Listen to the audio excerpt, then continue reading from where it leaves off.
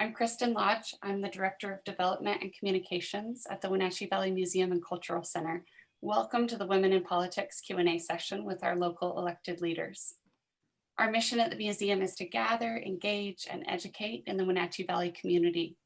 Our museum serves as a community forum, place where you can meet with your neighbors, learn about issues important to your community, and discuss your thoughts and opinions.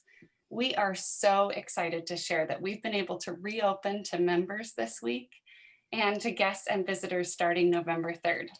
So you're all invited to join us to our new featured exhibit, Raising Our Voice, Empowering Women, Celebrating the Centennial of Women's Suffrage in the United States.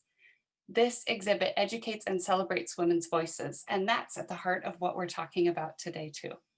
We are honored to be joined by our esteemed panelists in this conversation about and celebration of the female voice. Joining us today is Senator Linda Evans Parlette, East Wenatchee Mayor Jerrilea Crawford, East Wenatchee Councilmember Christine Johnson, East Wenatchee Councilmember Shayne Magdoff, East Wenatchee Councilmember Sasha Slayman, East Wenatchee Councilmember Ruth Esparza, and Wenatchee Councilmember Linda Harold. Welcome all, thank you for joining us. Today, we're discussing the importance of the female voice. Women are powerful agents of change, and the far-reaching benefits of diversity and gender parity in leadership and decision-making are increasingly recognized in all spheres. Still, women continue to be vastly underrepresented in decision-making in politics, businesses, and communities. So we've asked our local leaders to join us to tell about their paths to office and how and why more women could get involved in running for office. We encourage those that are joining us via Zoom or Facebook Live to join the discussion. If you're on Facebook Live, feel free to leave a question in the comments. If you're joining us via Zoom, you can ask a question in Q&A or chat. I'll be on hand to moderate today's session, and I'll do my best to make sure your questions get answered. So let's go ahead and turn it over to the panelists. First, I'd love to ask each of you about your path to office. Can you tell us a bit about how you came to serve the community in your role? Linda, I see you're first on my screen. Do you want to take that question first? Sure. So I've been elected to two different offices. The first one was the Chelan School Board, but I ran in the mid-70s in the general election as a write-in candidate because I found out the Chelan school system did not have phonics as one of the choices to learn to read. My class didn't have phonics, my younger sisters did, and she always rubbed it in that she was a better speller. So all I did, because I'm from a pioneer family from Lake Chelan, was pick up the phone books, which we had at that time, and called people and said, please write my name in. Well, lo and behold, I lost by 1 vote. And that's why I can honestly say people's vote counts. But the great thing about it, they got phonics in the school system immediately.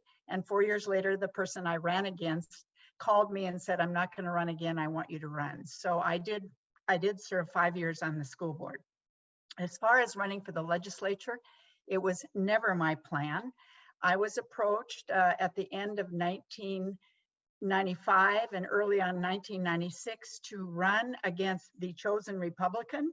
And I am a moderate Republican. And there was a vacant seat because Dale Foreman was running for governor. It took me a long time to make up my mind. I decided I would do it for 2 reasons. My mom and dad were in good health, and my sons were out of high school, and the youngest was graduating from college. I got in very late April and ended up winning the primary by 12%. That was the time you could cross tickets in the primary. I had, the general was easy, and I later served 20 years in the legislature, and my only opponent was that very first time in 1996. Wonderful. Thank you for sharing that with us, Linda. How about our other Linda, Councilmember Linda? Hi. Well, I first decided to run when we were building the town Toyota Center here, and I really felt like our council members and our city did not understand the value of tourism, and that was one of the reasons I ran. Once I got in there, I found out how much I enjoyed it, and there was a lot to learn. It would it's never stops. I'm in my third term now and I'm still learning, and it's been a really great experience. Thank you, Linda. Shayne.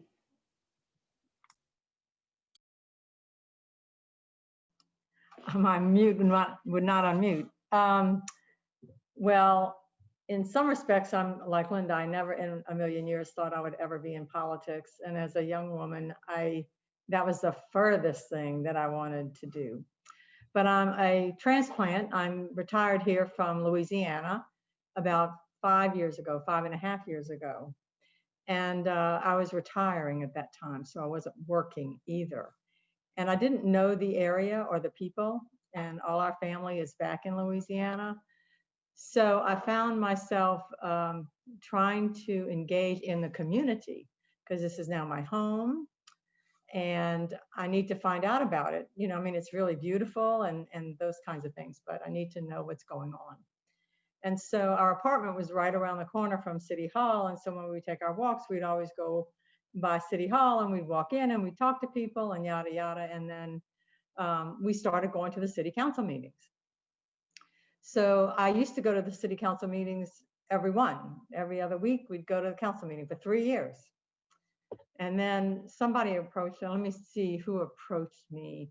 Oh, I think it was Mayor Crawford, and said, look, you do everything already. You go to grand openings and you go to the workshops and you come to the meetings, and why don't you run? And I said, well, okay. I did enjoy, you know, the participation in learning about how things run and what agencies do what in this community, because it's different across the states. And I had to put myself in front of all the council members, and of course they all knew me, and they appointed me. There was an opening, and so they appointed me. And I found very quickly, like Linda Harold, that there is a lot to learn, and there are a lot of other boards that you have to participate on. And it was different than I thought it was going to be. I probably didn't do my homework, but it really fulfilled me with trying to understand all the people and getting to know all the people in the community and participating in the boards that I'm on. So, you know, it was an unlikely path, but it was kind of like it must have called me. And then I had to run at the end of 19, which I did, which made me nervous, but I guess. You succeeded. Wonderful. Well, thank you for sharing that story with us. I hope that you received a warm welcome to the community, and we're so happy to have you here. Christine, how about your path? My path is kind of funny, actually. I've worked a couple of jobs in the last 25 years, and there was all service to the community oriented. And so that's kind of where my passion is anyway. And I've also always had this side interest on how things get decided within the city or any kind of government entity, and wanted to know, you know, what happens behind the scenes and how things get determined. And I've always had an interest in that, but I was raising kids and working and doing that. So I just kind of always had that in the back of my mind. And then about 3 years ago, it suddenly occurred to me, I don't have kids at home anymore. I don't need to worry about any of those outside things. So why not? Why not give it a try? And there was an open council position. So at that time, you didn't have to like run. It was a vacated seat. So I applied and got interviewed, and I lost to Jerrilea. So then maybe a year later, I thought, well, maybe I'll try it again. And then I lost to Shayne. So I kind of just thought, well, you know, that's my sign. I'm gonna put that aside.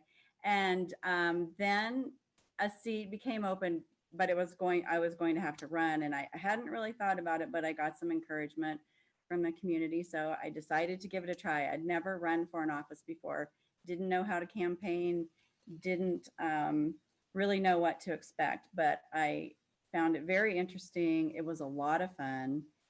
And this time I was successful, and this is my first year. So I am still way down on the learning curve. So I have a lot left to learn. So, but I'm really enjoying it. So Wonderful. I'm glad that you persisted.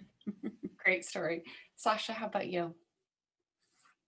Well, my story, I guess, starts quite a long time ago, actually. I have always been so excited to serve, and this always been something that interests me. I think I was a really strange kid who was so excited to turn 18 so I could vote, not buy cigarettes or porn. I just really wanted to vote. And so I actually, Senator Parlette is here, and she's actually one of the biggest reasons that I'm here now. When I was 16, I think, I was working at Albertsons, and we met. She had broken her wrist, and so she was very embarrassed, but I helped her take her groceries out because that was my job. And we got to talking, and I realized she was the senator at the time, and I was just so excited. And she, the next year when I was a senior, let me come shadow her for a day. So I worked with her and Shiloh, who's now my boss at the chamber. And I spent all day kind of running around after them and seeing how the legislature works. And I ended up studying politics and just was really excited about the whole thing. And I've left the community for a long time, but always wanted to serve it. So when I came back, which is something that I never thought I would do, and I thought maybe that ship had sailed, and that was great that I had that experience with Senator Parlette and with my time in college where I worked in the legislature, but maybe that was it for me in Washington State. I was in New York City, I was in California, and life happens. And I came back here, and the first thing that I thought about when I came back was, let me get back to knowing my community and the community that raised me. And there was a chance to run for school board. So I did that last summer, learned the ropes of campaigning, which everyone has talked about here. I lost that, like everyone apparently should lose their first race. Maybe that's a sign. So I lost that, and when Mayor Crawford was elected, I knew that that meant her council seat would be open or vacant for an appointment, and so I thought I would give that a shot and follow in her footsteps, and so I applied for that, and I got appointed. And so Councilwoman Johnson mentioned having a big learning curve. I think I'm the newest elected appointed official here, so I have a huge learning curve, and it's been COVID and it's been crazy. So really excited to be in this Zoom with all of these amazing women and to have the council seat that I have and learn what this job's all about. Thank you, Sasha. How about you, Jerrilea? I love hearing these stories. You know, one of the things I like to ask people is how they met their spouse, because you just get all these crazy stories, and it's like sometimes it's just like by accident, and you know, it's being in the right place at the right time, and this is kind of the same thing. I mean, everybody's story is just a little bit different, and not everybody intended to be in a public office, but some of us did. So it's fun to hear it. I think it's the same with me, as I never intended to be in public office.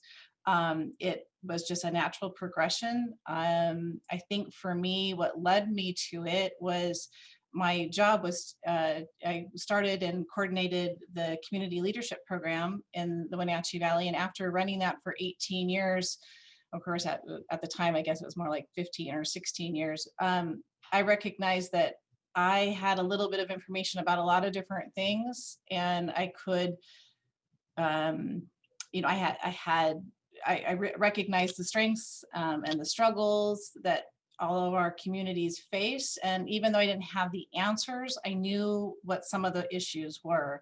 And so again, it was, yeah, like many of you, I was invited to consider running, or actually, again, I was an appointment also. There was an open seat on City Council in East Wenatchee, and was appointed by the council and then able to run again. And then it just led to, I understand a little bit more. I feel like I have more to offer. So running for mayor position, excuse me, just seemed like a natural progression because I knew more, learned more, felt like I had more to give. So that's what brought me here. Wonderful. And last but not least, Ruth. Ruth, I think you're still muted.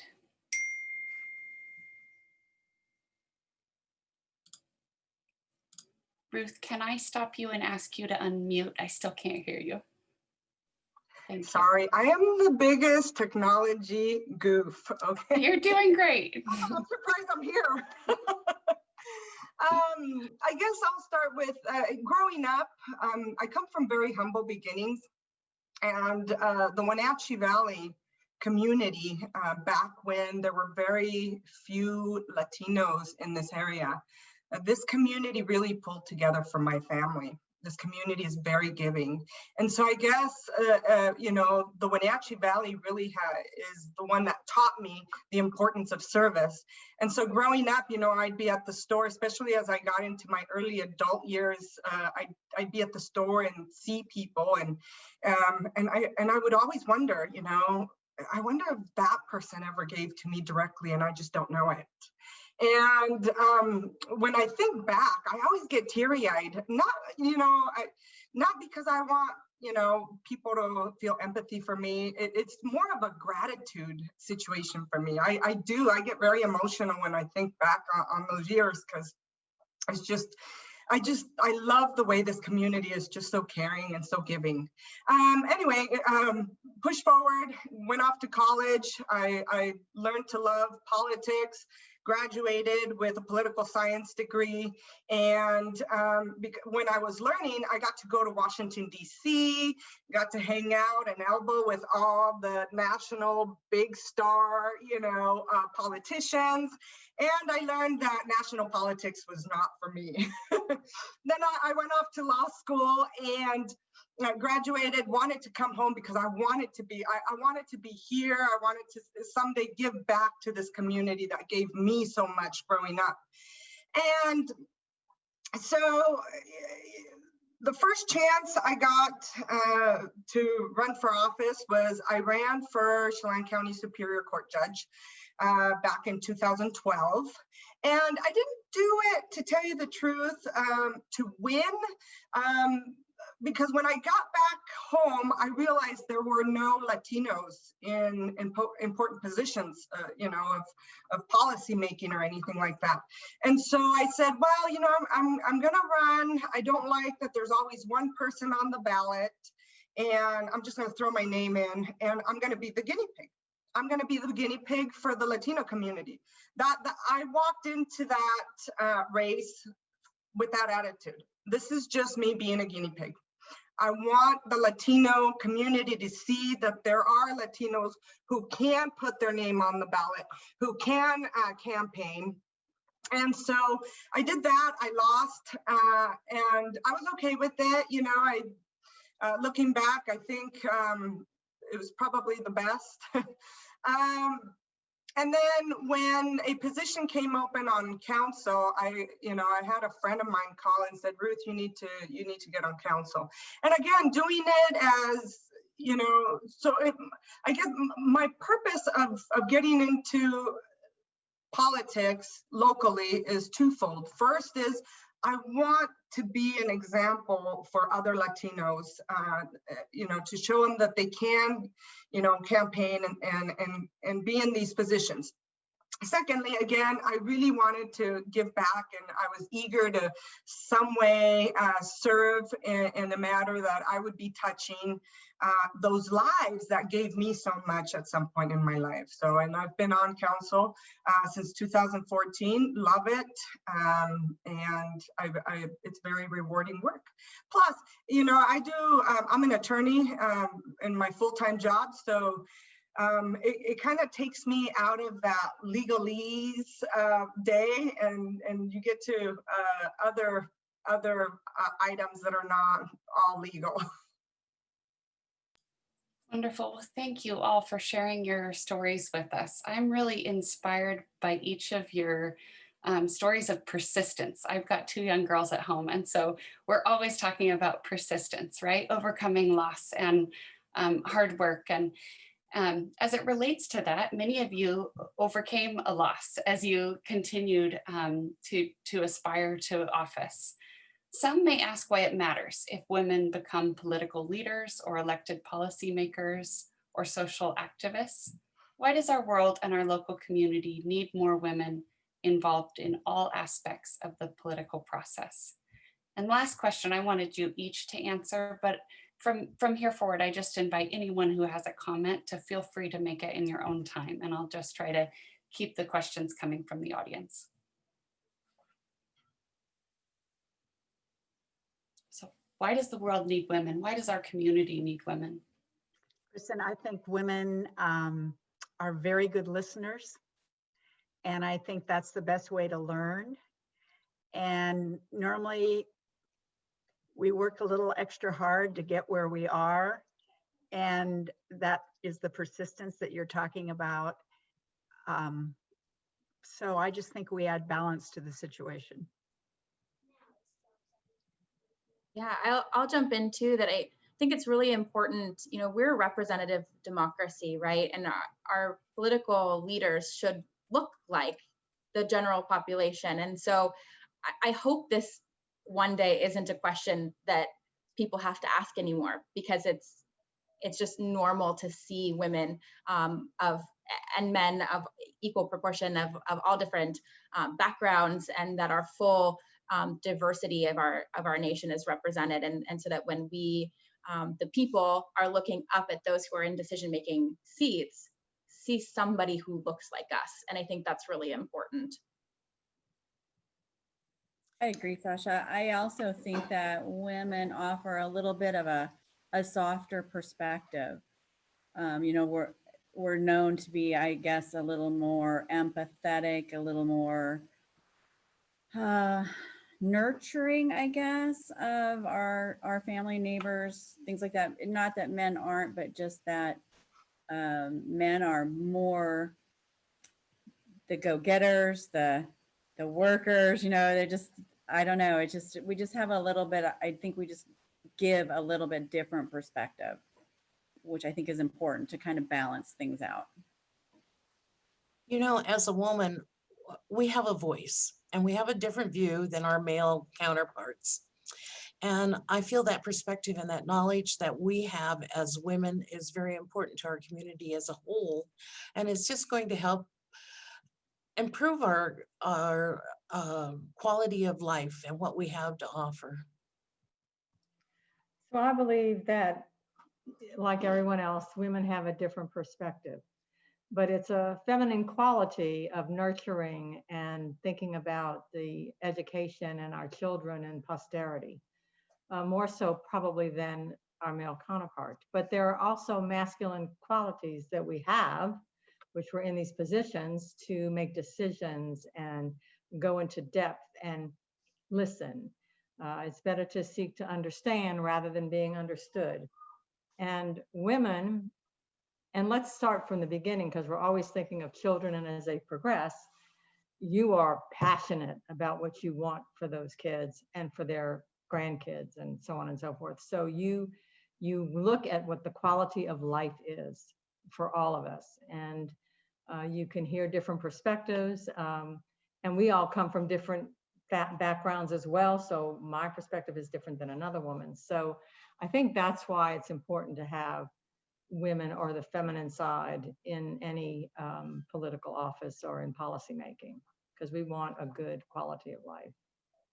I agree with everything that everyone has said. I guess the one thing I would add is that it's important for us to continue to be in politics, to continue to be in leadership roles, because I think we owe it to the next generation. You know, as much as we have advanced, we have a lot more work to do.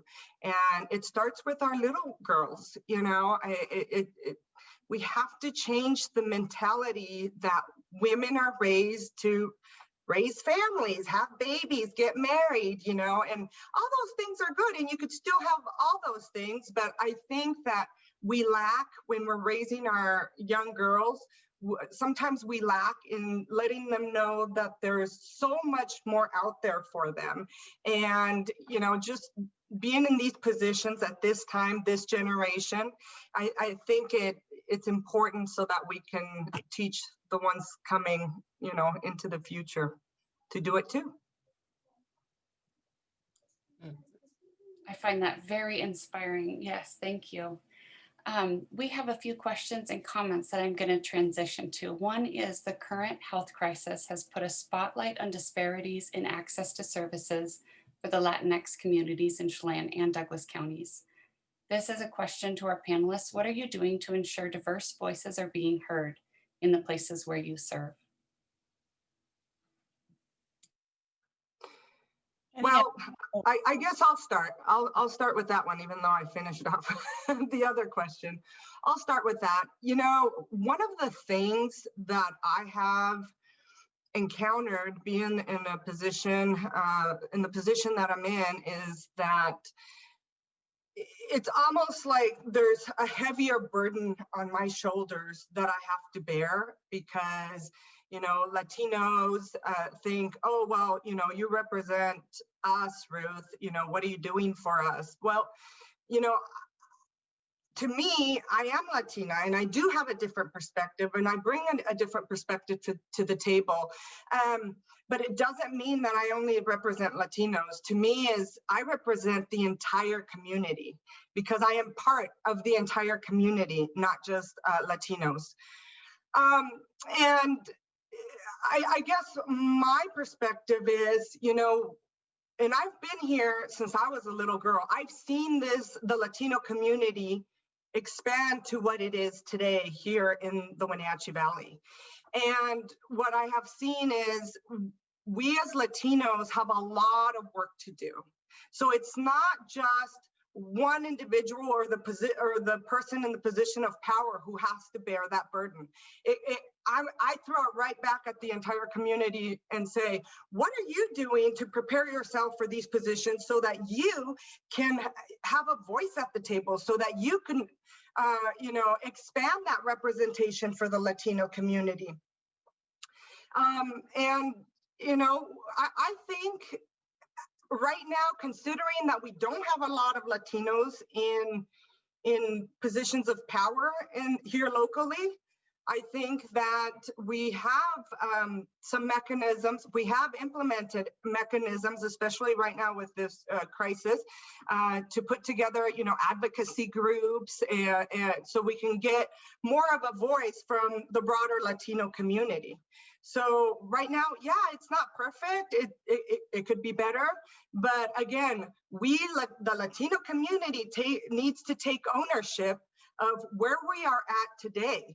Until we start taking ownership, it's no one else's ownership, it's ours, and we need to take it. There's so many more Latinos now, you know, with college degrees, and I throw it right back at them and say, what are you doing to serve back, to give back to your community? Councilwoman Esparza, I think that's a great message, and I think you touched on something that I was going to say a little bit. Is you touched on, you know, having that extra weight on your shoulder to represent all Latinas or all Latinos, and it's kind of similar to women, where people say, well, you're a woman in office, and so what are women's issues, right? And so I just wanted to say that really quickly, that it's almost like a double burden, you know, in that regard. And but what I was going to say is, I think it's important as elected officials that everyone are getting back into their community and listening. And I think that's the big key, is going back, listening, and then trying to bring those perspectives. Like we touched on when we were all talking about different reasons why we run, we're all women, but that's probably the only thing, or one of the only things we all have concretely in common, right? And we're all from Wenatchee, East Wenatchee, Chelan area, right? But everything else that we bring to the table is so diverse. And so we bring, when we're thinking through issues that come across our desks at city council or as mayor or as state senator, we're looking at those through our own prisms, but we can only think through in that respect unless we're going out and intentionally listening. And I think that's something that I try to do, and that I hope that everyone in elected office will do, is go and connect with other folks that may not think like you, so that you know that perspective, so that when something comes across your desk, you're like, oh, you know what, I heard this from someone. And I think that's the best way, short of what Councilwoman Esparza said, which is encouraging other people to get involved so that there are more diverse representations. And the city of East Wenatchee, you know, listened, for example, to a lot of concerns of farm workers, for example, earlier this year, and the mayor prepared a proclamation and read that out, and we have that adopted in support of some of the needs that the farm workers were bringing. So that's kind of how that representative democracy should work, right? I have a concern, I bring it forward, and then something goes forward. So, but I encourage everyone to seek office and be a part of this in whatever way they can. I'd just like to add that I think all of us as women in politics in whatever shape or fashion it is that we're mentors, right, for other people, and hoping, you know, I heard many of you say when you got appointed or ran for a position, it was because someone encouraged you to do so or asked you, or and I think us as women leaders that we have to remember that we can do the same thing, and finding those people who maybe come to us with a concern or an issue that we say, gosh, you've got a great point and a great perspective.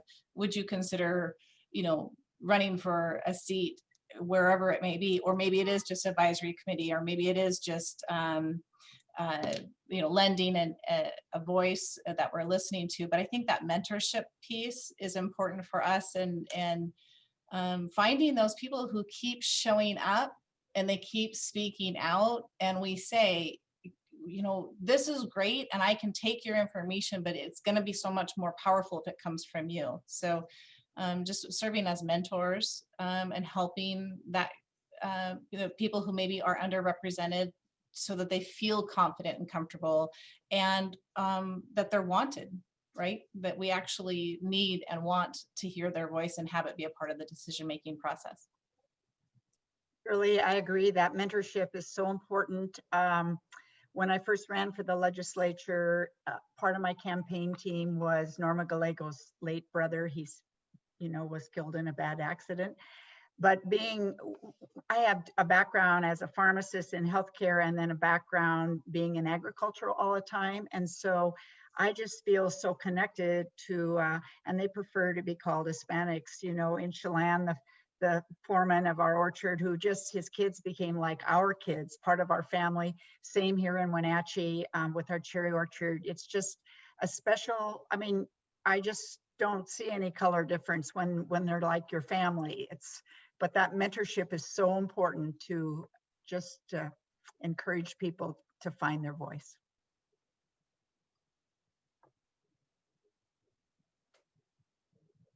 Many years ago, living in Royal City, there was a lack of employment, especially for women. And I was hired to check bins in an orchard. And then I was promoted to foreman. And I spent my days working with Latino men in the orchard.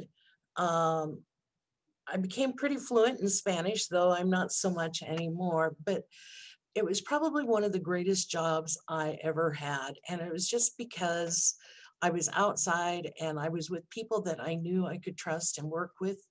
And I've taken that experience on to as part of why it's important to reach out in my job as a council member.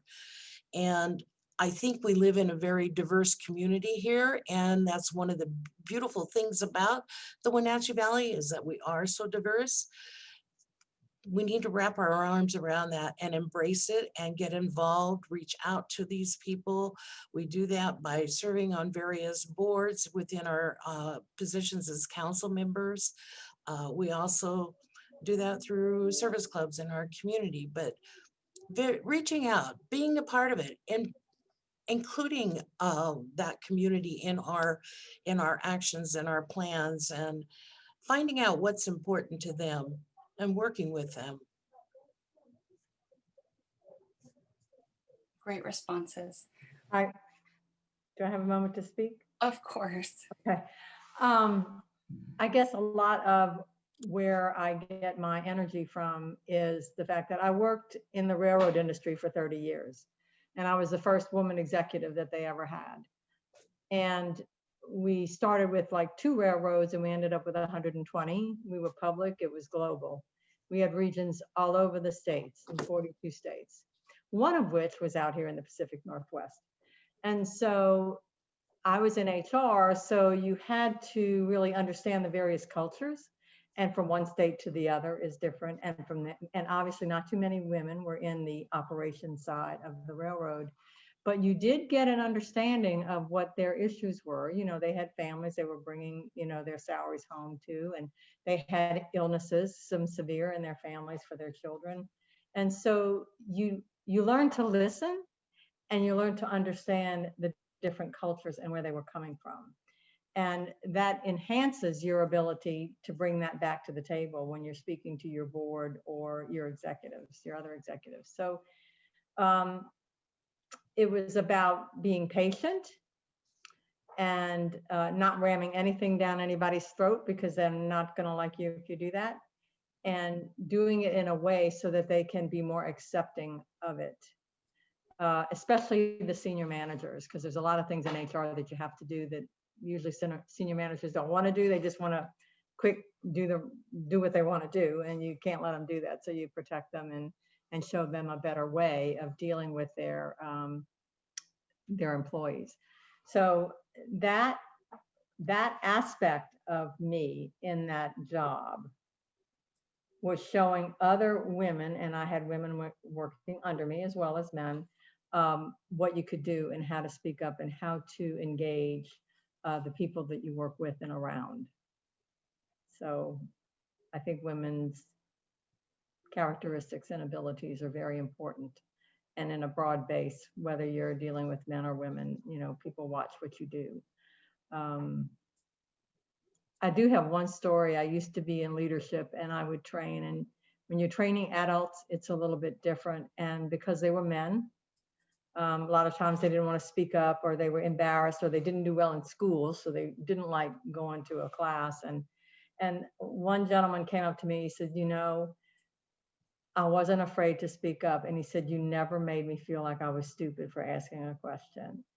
And I said, well, you're not, you know, stupid for asking a question. That's the only way you learn things. So that was probably one of the best pats on the back that I ever got, was letting them feel comfortable in an environment where they could grow and become more confident. So That's a wonderful story. Thank you, Shayne. You've all talked a little bit about mentorship. I look at this group of women and I see role models for young girls. What do you see as the most vital issues that matter to women and girls today here in our community?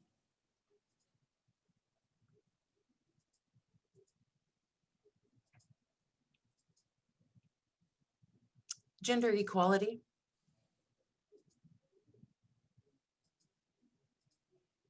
Amen, Linda.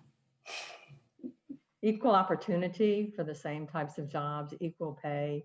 And that's widespread. It's not just this community, but yeah, that's what you want. You want your young people to stay here.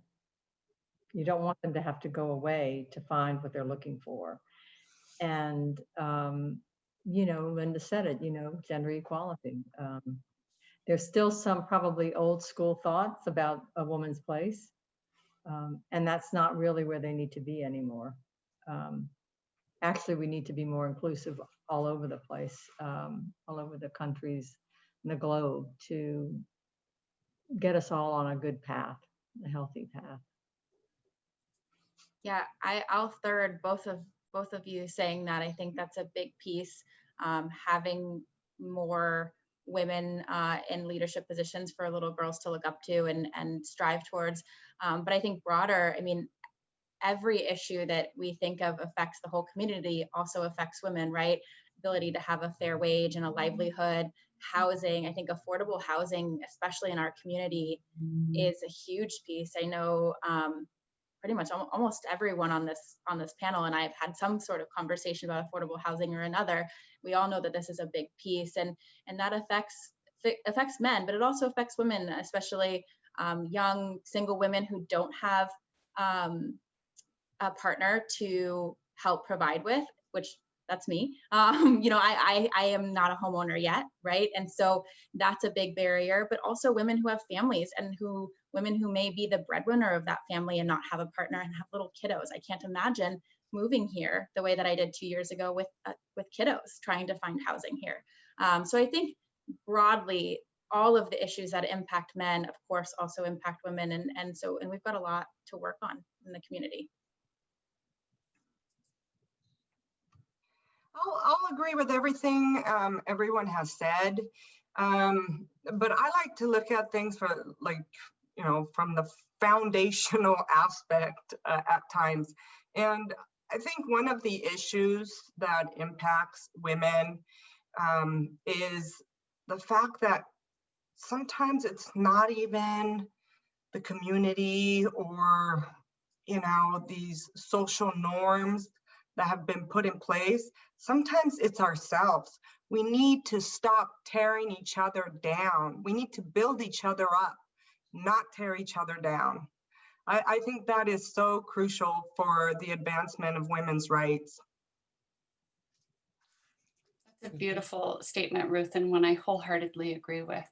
Are there ways that we can rely on one another, that maybe that you can help support one another in your roles or help inspire others to follow in your footsteps? I'm going to piggyback off of what Ruth just said and kind of in an answer to that question too. And I agree that the tearing each other apart piece, we seem to have a culture now that is eager to do that. And I think people feel like, especially around social media, that we can just attack, and our words are especially, like I said, on social media, they're so harsh, and I often wonder, what I see online and what someone would actually tell me to my face are going to be two completely different things. And I think standing up for each other and defending each other, I think the biggest thing that we need to do for women and men too, is that when someone apologizes, when they've done something wrong and they sincerely apologize, we need to allow them that grace of forgiveness and move on. I think all of us here online have made a mistake somewhere down the road. We've done something that we wish we could just take back, that we didn't mean to say it that way. And especially when you're in politics, the spotlight is on you, and you flip someone off at a traffic, someone who pulls out in front of you in traffic or something, and now all of a sudden we're seen so much differently because we're in a very public role. Obviously, we don't want to do those. We make mistakes. We shouldn't be doing those things. We know that. But when we make those mistakes, that we forgive each other and help each other get through it and move on. But I think some of the harshness in the world, and I think for us as women, I tend to internalize a lot of the things I hear and see, especially if it's about myself, and it brings you down. And I think as women, we need to support each other and say, it's okay. Yeah, you kind of, maybe that didn't come out the way you wanted it to be. And we lift each other back up and set each other straight again. And we move on and improve, the saying of, when you know better, you do better. And we need to allow that grace with each other. Yeah, Mayor Crawford, I think that's so important. And I think to piggyback on that, but also the mentorship piece, supporting other women who come forward. I said to a friend recently, if my term is up in the end of 2021, so I'll be running for re-election. If another woman came and ran against me for my seat, not dismissing that person or making it so competitive, but actually meeting with them and talking to them and mentoring them, letting them know what I've learned. Because at the end of the day, women supporting other women is key, and helping them grow. Like I said in the beginning of this, I wouldn't have been here if Senator Parlette didn't offer me an opportunity to come see how things work, so that I knew what was going on. And so I knew what I was thinking about getting into. And I think that's incredibly helpful in mentorship. So when we meet, especially young women in the community, and offering them opportunity to get to know us or to get to know the system. I think about the Apple Blossom Royalty, for example, and the top 10 that come through that as well. I've gotten to know some of those young women this year, the 2020 class, and they're all really passionate about things, and they're all really passionate about politics. And I've told them so many times, anything that I can help you do and learn in this. I don't have all the answers. I literally just got appointed. But so don't take me as the book, but I can introduce you to people. I can be a conduit. I can help make connections. And I think that's really key is helping young women or any women to get to those positions. You've all spoken a little bit about challenges that you've faced, and I think women face many challenges, particularly in politics. We see, and maybe this is on a national level, that women can be judged by how they look and how they're dressed, sometimes over the value of their ideas and what they say. And when women do express their views and opinions, sometimes they're held to a much higher standard than men. Is this something you've experienced on a local and community level too, or is this more of a national issue?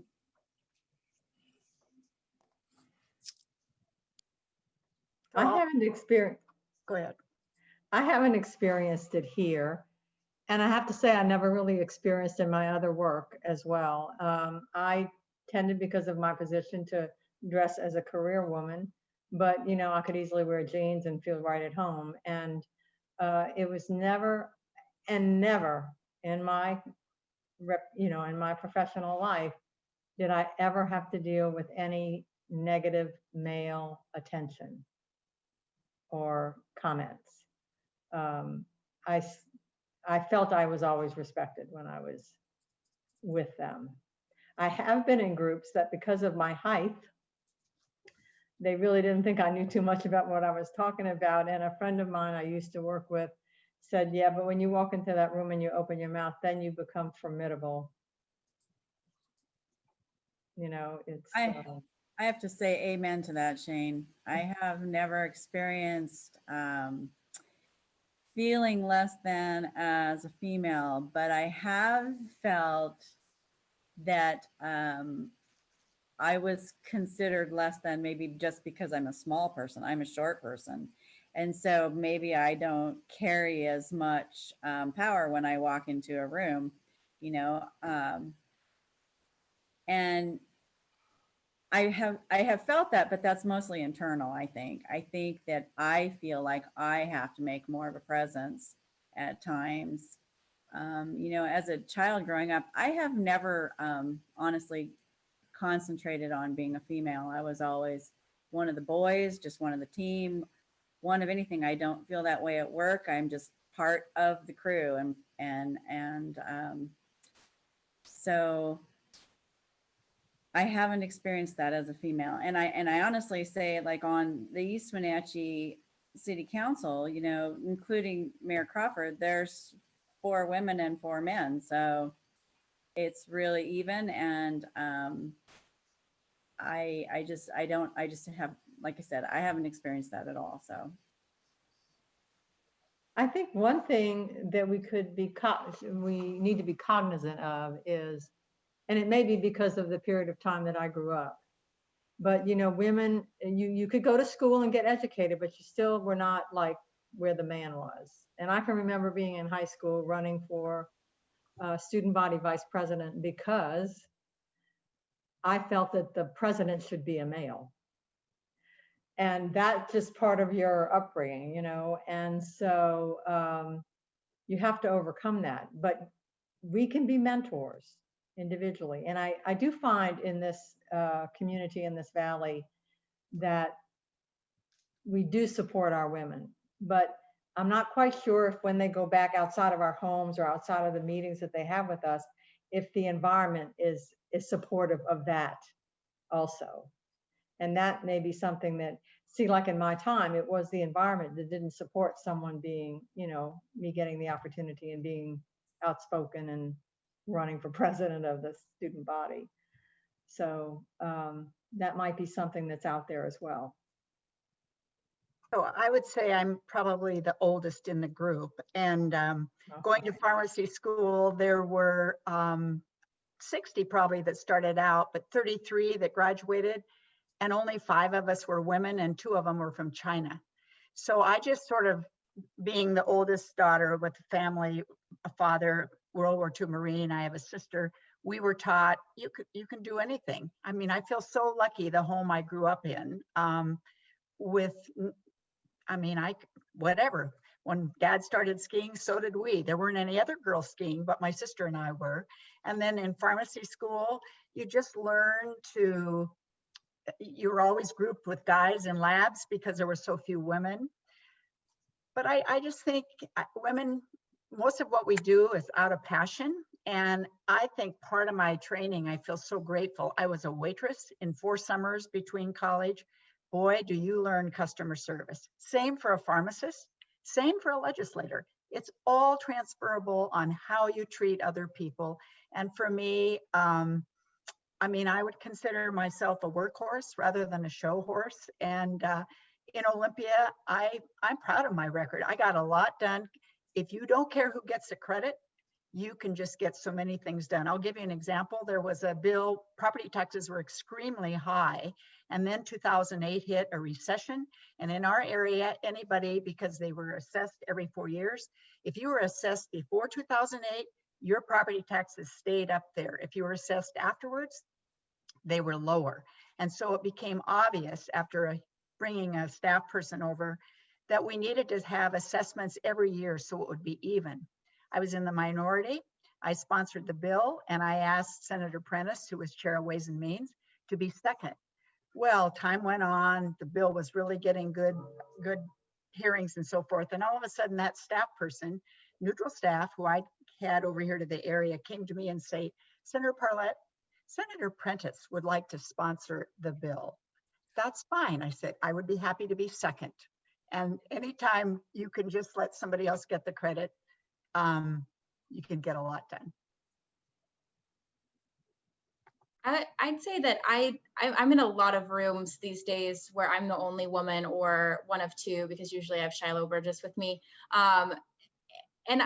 Locally, I don't know that I felt judged by my appearance or that I'm the only woman necessarily, but I do think it's deeply ingrained in me. So when I know that I'm going to one of these meetings that are dominantly older men, I dress differently than when I do when I come just to the chamber on a regular day.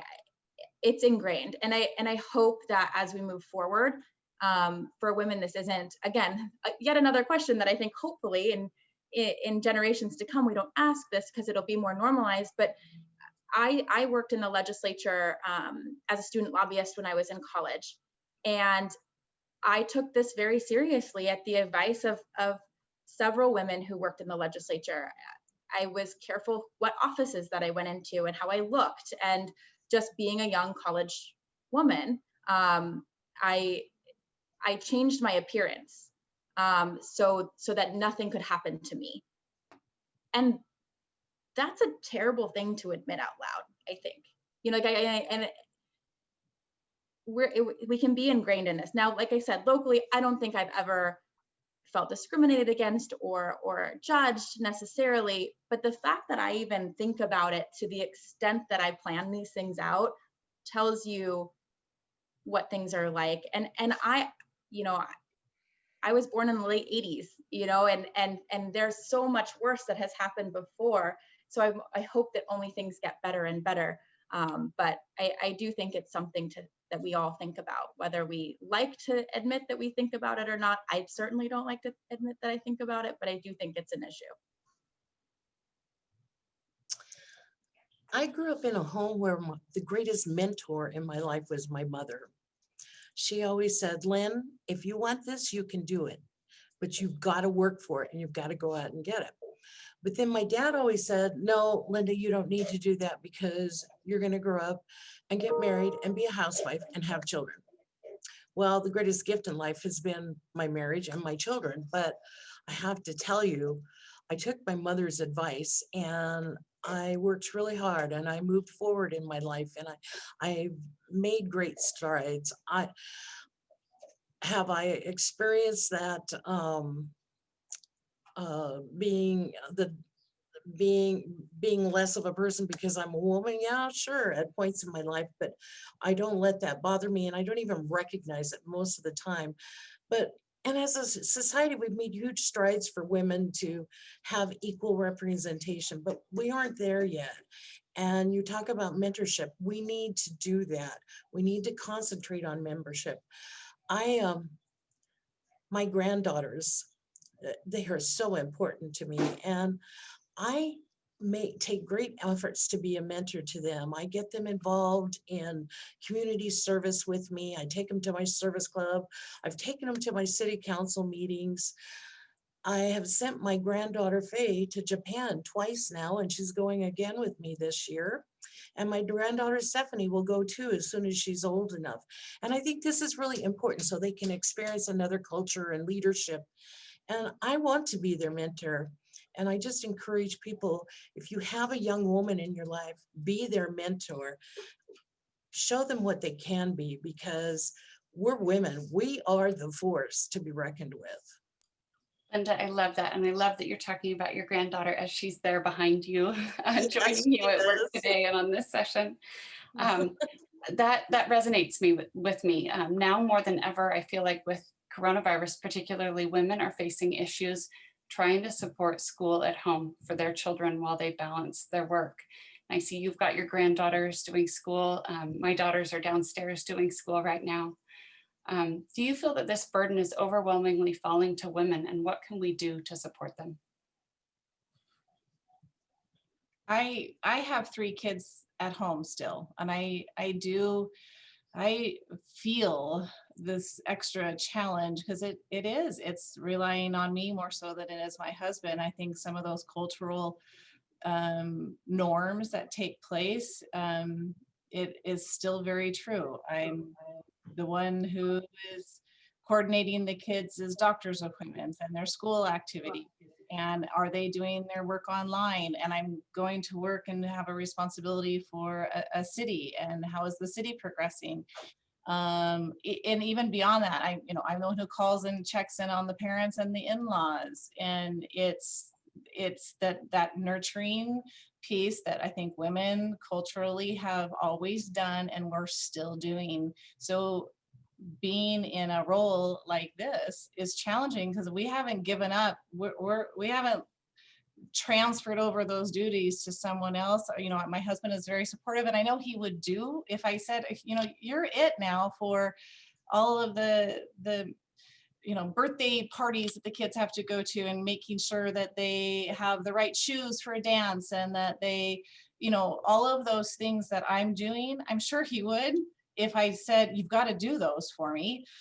Of course, I'm not letting them go either. And I think that's kind of the part where Ruth talked about earlier, is we got to forgive ourselves and let, say, not me, I'm not doing it. And, someone else take this on.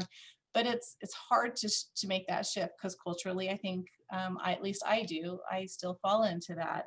It's a real challenge, and it makes it a little bit harder to be in a role like this, because I haven't let go of the other responsibilities in my life or moved them to someone else.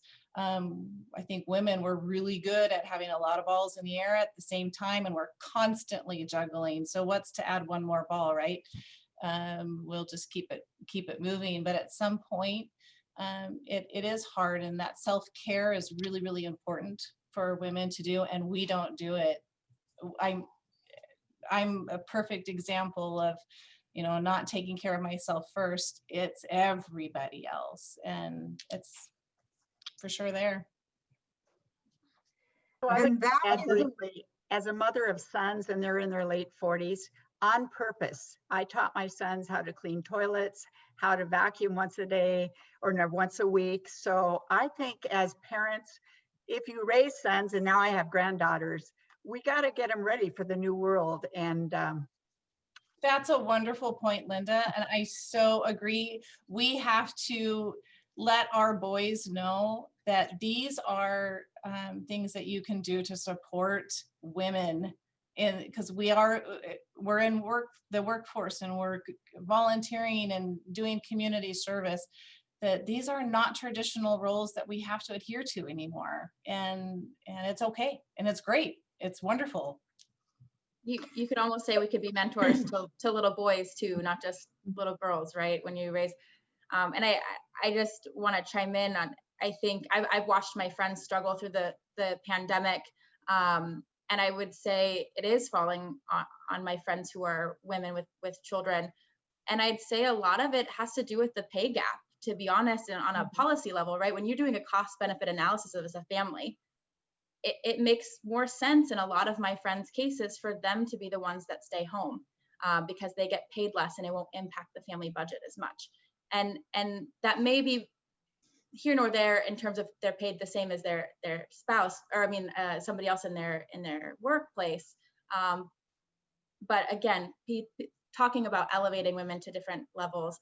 But like Mayor Crawford said, I'm sure as a mother, it's very difficult to let some of that go. And I can't speak to that, of course, but I think it is falling on women because it's easier for them to take the time off than their husbands on a family budget perspective. I see that we're rolling around to 1 o'clock, and I want to be respectful of your time because I very much appreciate you joining us today. Are there any last thoughts that you'd like to share with those watching us? I'll start by saying this. I want women to find their voice, to find their own voice, to not allow other people to put things in their head or manipulate them, and to find a way to think about what it is that they want and be able to very confidently put it out there, because I know it took me a long time to find my own voice and have the confidence to say, you know what, this is how I think, this is how I want to do things. And we should be encouraging all women to do the same.